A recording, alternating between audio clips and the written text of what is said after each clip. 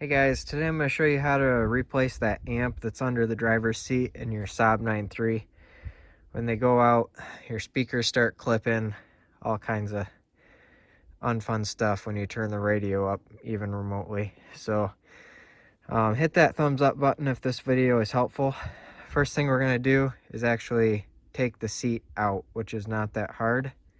Okay, I'm going to breeze through this pretty quick on how to take the seat out. Slide your driver's seat forward as far as it goes. Come back here. There's two T50 bolts like this that will be right here and over here. You'll take those out, and then you can just kind of rock this back and it tips back like that. All it does is these little hooks right here slide into here, and then there it goes.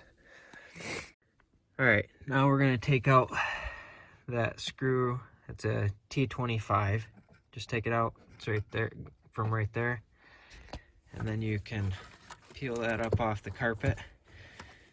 And then to get this out, we're going to basically unclip it right here.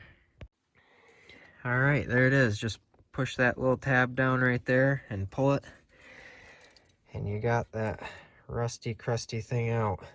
So hopefully that video is helpful. If it was, hit that thumbs up button. Let YouTube know that this is a helpful video, and have a good one.